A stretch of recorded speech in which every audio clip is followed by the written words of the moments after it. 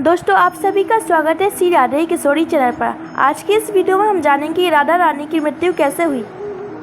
जब भी प्रेम की बात होती है तो राधे और कृष्ण की प्रेम की सबसे पहले मिसाल दी जाती है। राधे और कृष्ण को प्रेम को जीवात्मा और परमात्मा का मिलन कहा जाता है।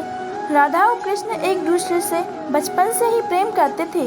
श्री कृष्ण जब 8 वर्ष के थे तब दोनों ने प्रेम की अनुभूति की। राधा श्री कृष्ण के दैवीय गुणों से परिचित थी। उन्होंने जिंदगी भर अपने मन में प्रेम की स्मृतियों को बनाए रखा। यही उनके रिश्ते की एक अनोखी बात थी। कहा जाता है श्री कृष्ण 2 ही चीज़ों से सबसे ज़्यादा प्रेम करते थे। ये दोनों चीज़ें एक दूसरे से आपस में गहराइयों से जुड़ी हुई थी। राधा और बांसुरी। कृष्ण की बांसुरी की धुनी थी जिसके कारण राधा श्री कृष्ण की तरफ खींची चली आती थी। राधा की वजह से श्री कृष्ण बांसुरी को अपने पास सदैव रखते थे। भले ही श्री कृष्ण और राधा का मिलन नहीं हो सका, लेकिन बांसुरी सदैव उनको एक सूत्र में बांधती थी।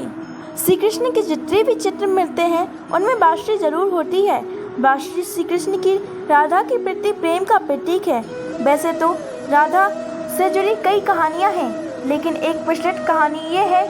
भगवान श्री कृष्ण राधा से पहली बार तब अलग हुए तब मामा कंस ने बलराम और श्री कृष्ण को आमंत्रित किया। वृंदावन के लोग यह खबर सुनकर दुखी हो गए। मथुरा जाने से पहले श्री कृष्ण राधा से मिले थे। राधा के मन में चल रही गतिविधियों से श्री कृष्ण परिचित थे। कृष्ण ने राधा से ये वादा करके गए थे कि वो वापस आएंगे, लेकिन कृष्ण राधा के पास वापस नहीं आए। उनकी शादी रुक्मिणी से हुई। रुक्मिणी ने श्री कृष्ण को पाने के लिए कई प्रयास किए थे। श्री कृष्ण से विवाह के लिए वह अपने भाई रुक्मी के खिलाफ चली गई। राधा की तरह वह भी श्री कृष्ण से प्रेम करती थी। रुक्मिणी श्री कृष्ण का एक प्रेम पत्र भेजा था कि वह आकर उन्हें अपने साथ ले जाएं। इसलिए बाद में श्री कृष्ण रुक्मिणी के पास गए।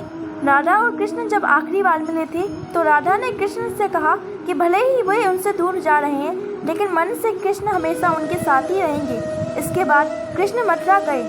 कंस और बाकी राक्षसों का वध करके उन्होंने अपना काम पूरा किया और इसके बाद प्रजा के कल्याण के लिए कृष्ण द्वारका चले गए और वहां जाकर उन्होंने द्वारकाधीश कहलाए। जब कृष्ण वृंदावन से निकल गए तब राधा की जिंदगी ने एक अलग ही मोड़ ले लिया। राधा की शादी आयन से हो गई।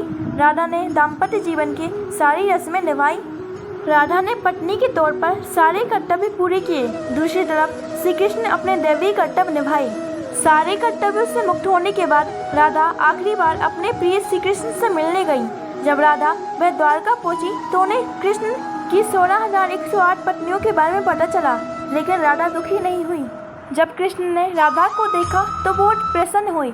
दोनों ने संकेतों की भाषा में एक दूसरे से बात की। राधा जी कान्हा जी की नगरी द्वारका में उन्हें कोई नहीं पहचानता था। राधा के कहने पर कृष्ण ने उन्हें महल में एक देविका के रूप में नियुक्त किया। वह दिन भर महल से जुड़े कार्य करती थी और मौका मिलते ही वे कृष्ण के दर्शन कर लेती थी। लेकिन महल में राधा ने श्री कृष्ण के साथ पहले की तरह आध्यात्मिक जुड़ाव महसूस नहीं कर पा रही थी। इसलिए राधा ने महल से दूर जाने के बारे में सोचा। वह दूर जाकर दोबारा श्री कृष्ण के साथ गहरा आत्मीय संबंध स्थापित करना चाहती थी। उन्हें नहीं पता था वे कहाँ जा रही हैं, लेकिन भगवान श्री कृष्ण सब कुछ जानते थे। धीरे धीरे समय बीता। राधा बिल्कुल अकेली हो गई और कमजोर हुई।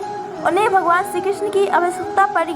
आखिरी समय भगवान श्री कृष्ण उनके सामने आए और वे कहते हैं राधा उनसे कुछ मांगी, लेकिन राधा ने उनसे मना कर दिया। लेकिन श्री कृष्ण ने उनसे दोबारा कहा तो राधा ने उनसे कहा कि वह आखिरी बार बांसुरी की धुन सुनना चाहती है। श्री कृष्ण ने दिन रात बांसुरी बजाई। तब तक राधा आध्यात्मिक रूप से श्री कृष्ण में विलीन नहीं हुई। बांसुरी की धुन सुनते ही राधा ने अपने शरीर का त्याग कर दिया। भगवान कृष्ण जानते थे कि उनका प्रेम अमर है। इसके बावजूद भी राधा की मृत्यु को वह सहन नहीं कर पाए और कृष्ण ने प्रेम के प्रतीकात्मक स्वरूप बांसुरी को तोड़कर झाड़ी में फेंक दिया। इसके बाद श्री कृष्ण ने जीवन में कभी भी बांसुरी को नहीं बजाया।